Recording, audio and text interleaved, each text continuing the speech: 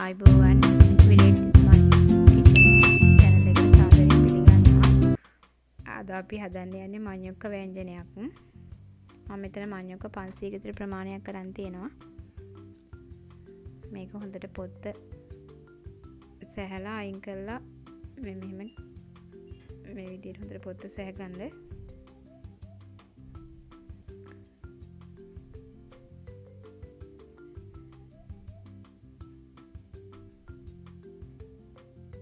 සැහැලා හොඳට සෝදලා මේ වගේ දිගට පාලලා අපි මේකේ අර මැද කෑල්ල අයින් කරගන්න ඕනි.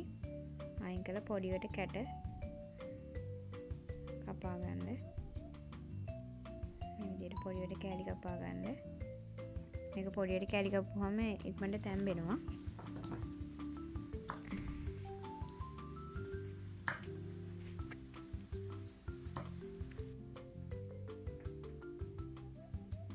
මේ මම මේකට සූදානම් දාන්න සූදානම් කරගත්තේ ඒවා සුදු ලුණු මිරිස් කරපිංච රම්පේ ටිකක් මේක ඇතිලියකට දාලා අපි වතුර කෝප්ප භාගයක් විතර දාලා ඉස්සෙල්ලා පොඩ්ඩක් විනාඩි 5ක් තැම්බෙන්න තියන්න ඕනි.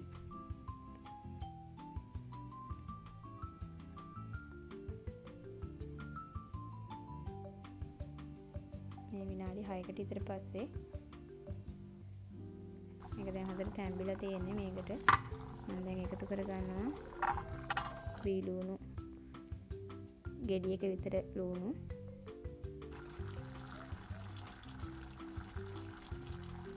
ඊපස්සේ අම්මලිස් කලල් 4ක විතර ප්‍රමාණයක්, රම්පේ කරපිංචා ටිකක්,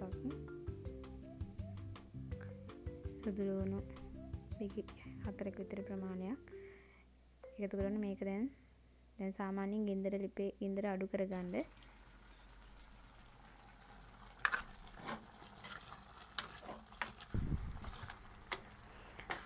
මිරිස් කුඩු තේ හැඳි 2ක්,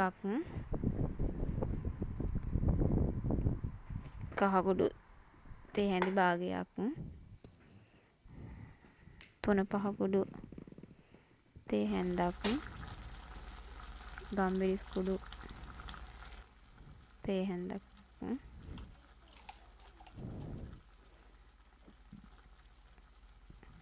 එකතු කරගෙන මේකට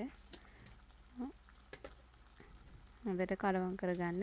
මේක අපි මේ තම්බ ගන්නකොට මේ පියන මේකේ භාජනෙට පියනක් වහන්න නැතුව තමයි තම්බ ගන්න ඕනේ.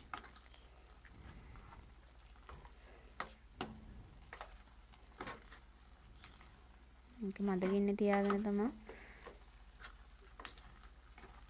හොඳට මේක කලවම් කරගන්න.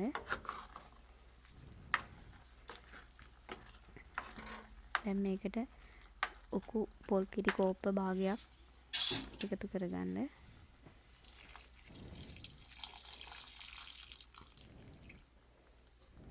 මෙන්න මේ ගානට පොල් කිරි එකතු කරගත්තා නම් ඇති කෑලි වලට සුට්ටක් උඩින් වගේ තියෙන්න. මේ පදම තියෙන්න ඕනේ. මේ පාට මේ පදම තියෙන්න ඕනේ නියම රසට ගන්න නම්.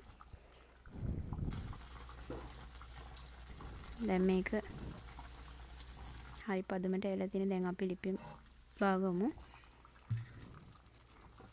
දැන් වෙනම භාජනයක් ලිපේ තියලා භාජනෙට පොල් තෙල් මේස හැන්දක් විතර එකතු කරලා මේකට අබ ස්වල්පයකුයි සුදු ලුණු ස්වල්පයකුයි දාලා හොඳට තෙම්පරාදු කරගන්න ඕනේ. තෙම්පරාදු කරගෙන අපි මේක මේ ව්‍යංජනයට එකතු කරගන්න ඕනේ. එහෙම දාපුවම තව රස වැඩි වෙනවා. ඔයාලට තෙල් දාන්න නැතුව ගන්නව නම් හරියට ගන්න පුළුවන්. මෙහෙම දාපුවම රස වගේම සුවඳක් තියෙනවා.